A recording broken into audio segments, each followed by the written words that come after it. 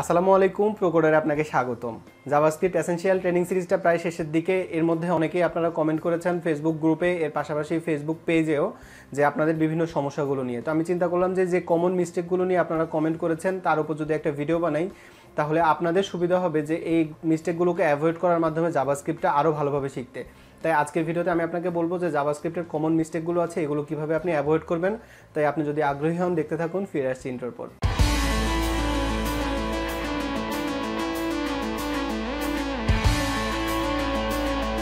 অনেক ধন্যবাদ সাথে থাকার জন্য। আমি আলী হোসেন, একজন ওয়েব ডেভেলপার, এবং এই চ্যানেলে আপনি ওয়েব ডিজাইন, ওয়েব ডেভেলপমেন্টের পাশাপাশি বিভিন্ন টিপস এবং ট্রিক্স রিলেটেড ভিডিও পাবেন। তাই এখনও যদি আপনি প্রোকোডারকে সাবস্ক্রাইব না করে থাকেন তাহলে please click the subscribe button এবং পাশে আসা বেল বাটনে ক্লিক করুন, যাতে যখনই আমি নতুন কোনো ভিডিও দিই সবার আগে আপনি দেখতে পান। তো চলেন শুরু করি। জাভাস্ক্রিপ্টের প্রোগ্রাম লিখতে গেলে মানুষ সবথেকে বেশি যে ভুলটা করে, নাম্বার ওয়ান মিস্টেক, সেটা হচ্ছে যে সেমিকোলনগুলোকে অমিট করে যাওয়া। আপনি যখন অনেকগুলো ফাংশন লিখবেন বা কখনো কখনো অনেকগুলো স্টেটমেন্ট লিখবেন একটার পর একটা, সেক্ষেত্রে আপনি যদি জাভাস্ক্রিপ্টের যে সেমিকোলন আছে এটা যদি আপনি অ্যাভয়েড করে যান, সেক্ষেত্রে জাভাস্ক্রিপ্টের যে বিল্ট ইন প্রোগ্রামটা আছে সেটা হচ্ছে অনেক সময় ধরতে পারে যে আপনি একটা জিনিস অ্যাভয়েড করে গেছেন, একটা সেমিকোলন। তো সেটা তারা অটোমেটিক্যালি দিয়ে দেয়। কিন্তু যখন আপনি বড় কোনো প্রজেক্টে কাজ করবেন বা বড় কোনো অ্যাপ বানাতে যাবেন, তখন যদি আপনি এই যে সেমিকোলনগুলোকে অ্যাভয়েড করে যান, সেক্ষেত্রে কিন্তু আপনি বাগ পাবেন যে আপনার সফটওয়্যারটা ঠিক যেভাবে কাজ করার কথা সে ঠিক সেভাবে কাজ করবে না। তাই আমি আপনাকে অবশ্যই রিকমেন্ড করছি আপনি যখন কোডগুলো করবেন তখন একটু মাথা ঠান্ডা রেখে কোডগুলো লিখবেন, যাতে করে এই যে সেমিকোলন এটা যাতে অ্যাভয়েড না হয়ে যায়। আপনাদের মধ্যে কয়েকজন আমাকে মেসেজ করেছেন তার ফাংশনটা ঠিকঠাক কাজ করছে না, এবং আমি চেক করতে গিয়ে দেখি যে সে সিম্পলি সেমিকোলনটা মিস করেছে, মানে সে সেমিকোলনটাকে অমিট করে গেছে। তাই আপনি যখন কোড লিখবেন আমি রিকমেন্ড করছি অবশ্যই এই জিনিসটা মাথায় রাখবেন। আপনি যখন পরের প্রজেক্টে কাজ করবেন তখন এই সেমিকোলনগুলোকে অ্যাভয়েড করবেন না। নাম্বার টু মিস্টেক, সেটা হচ্ছে যে অনেকেই দুইটা ইকুয়াল টু এবং তিনটা ইকুয়াল টু ব্যবহার নিয়ে খুব গুলিয়ে ফেলে। আসলে দুইটা ইকুয়াল টু যখন আপনি ব্যবহার করবেন এটা হচ্ছে আপনাকে একটা টাইপ দিবে, আর যখন আপনি তিনটা ইকুয়াল টু ব্যবহার করবেন তখন হচ্ছে এটা আপনাকে টাইপ এবং ভ্যালু দুইটা একই সাথে ডিফাইন করবে।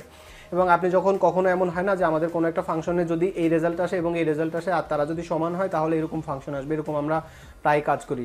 তো এক্ষেত্রে অনেক সময় আমরা গুলিয়ে ফেলি যে কখন আমরা দুইটা ইকুয়াল টু দিব, কখন আমরা তিনটা ইকুয়াল টু দিব। আমি অপারেটরের টিউটোরিয়ালে খুব ভালোভাবে বলেছি, তো আপনি যদি সেই টিউটোরিয়ালটা মিস করে থাকেন আমি রিকমেন্ড করছি দেখে আসার জন্য। সেখানেও আমি বলেছিলাম যে আপনি যদি দুইটা ইকুয়াল টু ব্যবহার করেন তাহলে হচ্ছে যে আপনি অনেক সময় অনেক বাগের সম্মুখীন হবেন। কারণ হচ্ছে কি, আমরা যখন লজিকগুলো বিল্ড করি তখন অনেক সময় এমন হয় যে দুইটা ইকুয়াল টু একটা মিনিং করে, তিনটা ইকুয়াল টু আলাদা মিনিং করে। তো সহজ ব্যাপার হচ্ছে আপনি যদি কখনো এটা সমান এটা হবে এরকম বোঝাতে চান তাহলে তিনটা ইকুয়াল টু দিবেন, তাহলে আপনি অনেক কম এররের সম্মুখীন হবেন এবং আপনার ফাংশনটা খুব ভালো রান করবে।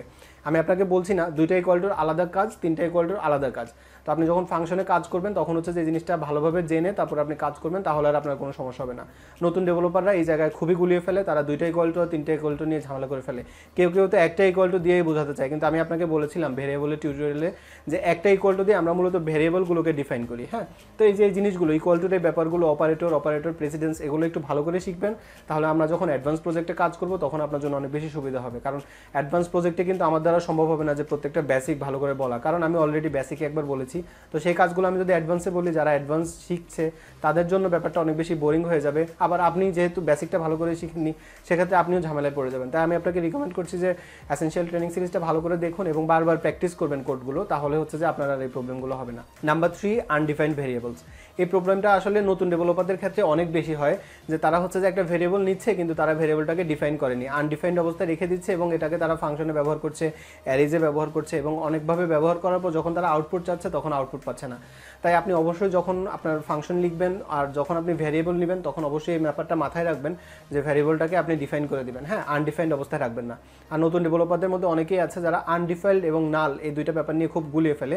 আনডিফাইন্ড আলাদা জিনিস, যেটা হচ্ছে যে আপনি ভেরিয়েবলটাকে ডিফাইনই করেননি, আর নাল মানে হচ্ছে যে নাই, এটা আবার অবজেক্ট হিসাবে কাজ করে। তো আমি এগুলো আমার কিন্তু এসেনশিয়াল ট্রেনিং সিরিজে বলেছিলাম। তো আপনি হচ্ছে যে এই জিনিসগুলো মাথায় রাখবেন যখনই আপনি ভেরিয়েবল নিচ্ছেন, তখন অবশ্যই এটা মাথায় রাখবেন যে আপনার ভেরিয়েবলটা যাতে পারফেক্ট হয়। আবার আমি কিন্তু বলেছিলাম যে ভেরিয়েবল আমরা কয়েকভাবে নিতে পারি, যেমন স্নেক নোটেশন, তারপর হচ্ছে ক্যামেল নোটেশন। তো আপনি যদি স্নেক নোটেশনে নেন তাহলে সবসময় স্নেক নোটেশনে নেবেন, যদি ক্যানেল নোটেশনে নেন তাহলে সবসময় ক্যানেল নোটেশনে নেবেন।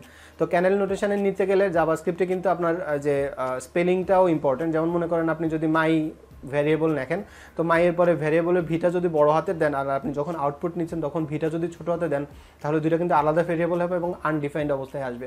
তো এই ব্যাপারগুলো ক্লিয়ার থাকলে, আপনার যদি এগুলো সম্পর্কে আপনার ভালো ধারণা থাকে, তাহলে আপনার আর কোনো প্রবলেম হবে না এবং আপনার জাভাস্ক্রিপ্টের অ্যাপটা অনেক বেশি ল্যাগ ফ্রি থাকবে এবং অনেক ভালো কাজ করবে বলে আমি আশা করছি, যদি আপনি সব ঠিকঠাকভাবে মেনটেন করতে পারেন।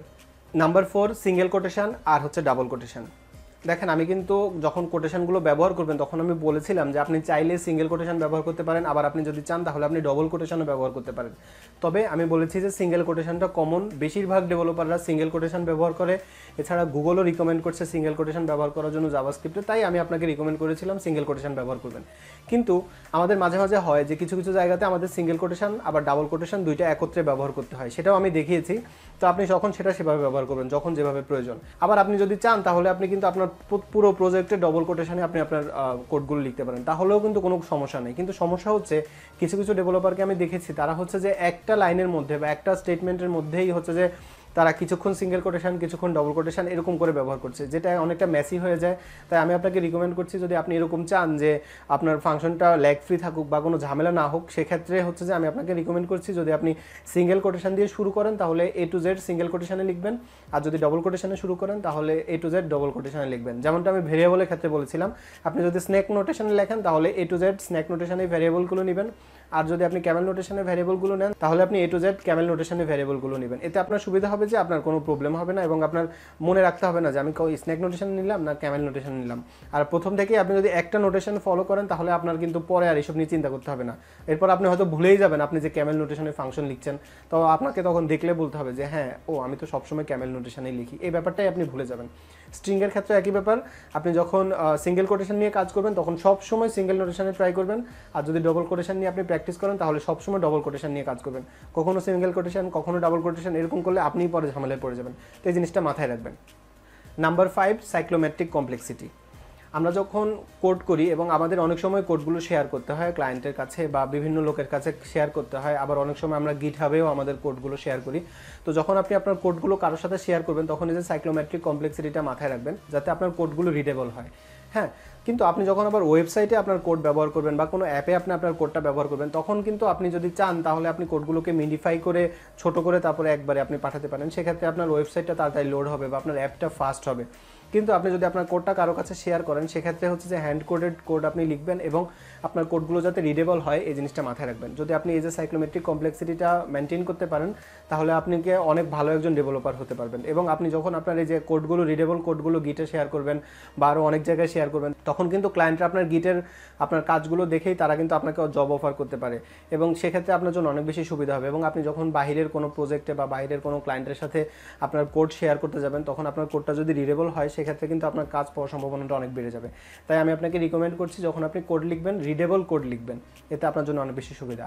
সবার শেষে একটা টিপস দিব, সেটা হচ্ছে যে খুব ছোট্ট একটা টিপস কিন্তু ইফেক্টিভ, সেটা হচ্ছে যে আপনি যখন কোডগুলো লিখবেন তখন একটা জিনিস সবসময় মাথায় রাখবেন, প্রত্যেকটা লাইন বাই লাইন মনে করেন আপনি একটা স্টেটমেন্ট লিখলেন তাহলে স্টেটমেন্টটার দিকে খেয়াল রাখলেন যে আপনি স্টেটমেন্টে কোনো মিস্টেক করলেন নাকি, সেটা হতে পারে স্ট্রিং রিলেটেড মিস্টেক, সেটা হতে পারে সেমিকোলন রিলেটেড মিস্টেক, যে কোনো মিস্টেক, বা আপনি ছোট ছোট ব্লক করে আপনি এই জিনিসটা মাথায় রাখবেন। হ্যাঁ, এতে যেটা সুবিধা হবে আপনার যদি কোনো প্রবলেমে পড়ে যান বা আপনার কোডে যদি কোনো ঝামেলা থাকে তাহলে খুব সহজেই আপনি আপনার এররগুলো খুঁজে পাবেন।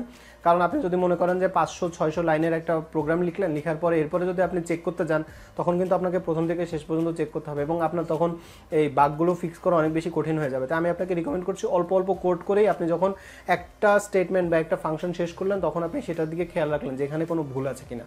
এভাবে আপনি যদি কাজ করেন তাহলে আপনি খুব কম বাগের সম্মুখীন হবেন এবং আপনার সফটওয়্যারটা খুব সুন্দরভাবে রান করবে। আমি আশা করছি ভিডিওটা আপনার জন্য উপকারী হয়েছে। যদি ভিডিওটা ভালো লাগে তাহলে লাইক বাটনে ক্লিক করবেন, ভালো না লাগলে ডিসলাইক বাটনে ক্লিক করে কমেন্টে জানান যে কেন আপনার ভিডিওটা ভালো লাগেনি। এখনও প্রোকোডারকে সাবস্ক্রাইব না করে থাকলে please click the subscribe button এবং পাশে আসা বেল বাটনে ক্লিক করুন যাতে যখনই আমি নতুন কোনো ভিডিও দিই সবার আগে আপনি দেখতে পান। সুস্থ থাকবেন, নিরাপদ থাকবেন, প্রোকোডারের সাথেই থাকবেন। ধন্যবাদ।